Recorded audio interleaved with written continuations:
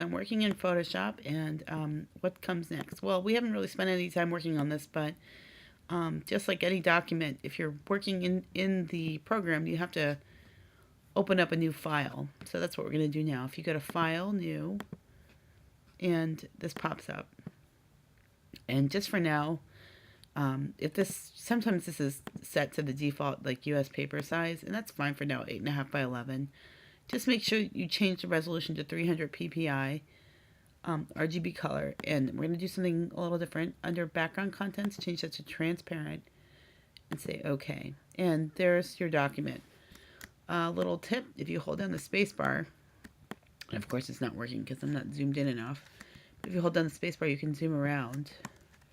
And if you hold Command minus down, that zooms in, or out rather, and Command plus zooms in. Pretty cool, huh? What you want to see right now, though, are your layers palette, which I'm going to show you how to get, and your tools palette.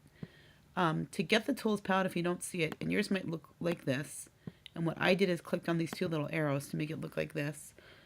And to get the layers palette or the tools palette, you go to Window, and make sure these are checked. So you see how my layers is checked, my tools is checked. I also have my options checked right now, so I'm going to leave that open there.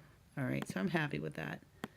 And I'm going to be working with my layers. So again, if you accidentally click on these, right, and they go away, they're not gone forever. Just go back to Window, Layers, Window, Tools, and they're back. And again, I generally like to just compress mine like that. Now, before we get started on the layers, I'm going to move this over so you can't see it. I'm going to concentrate on the tools palette.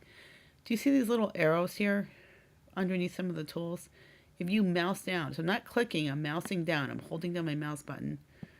And you see that when I let go, it gives me some options there. So again, here I go. See? So I just mouse down and let go.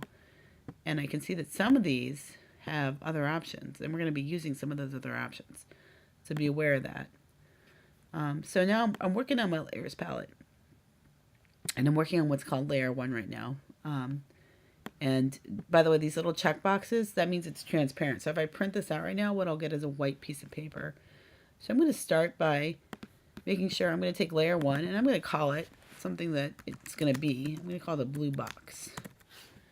Okay, or blue square, or something like that.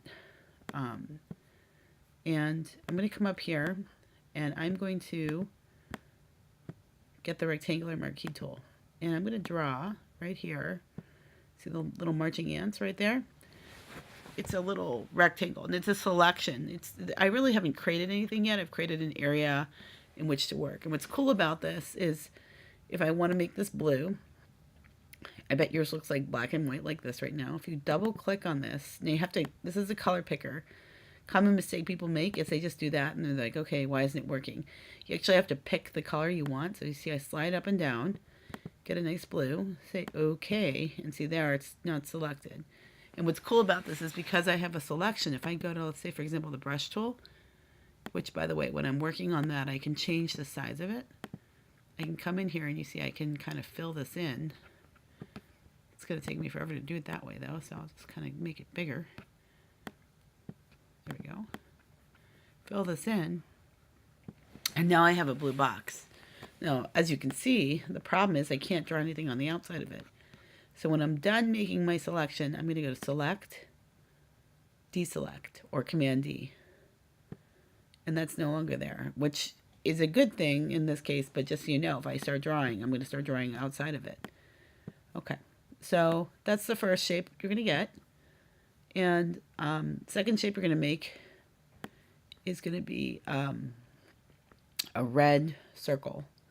So before you do that, I'm going to stop the video and we come back to this because I'm going to go over something important in the next video.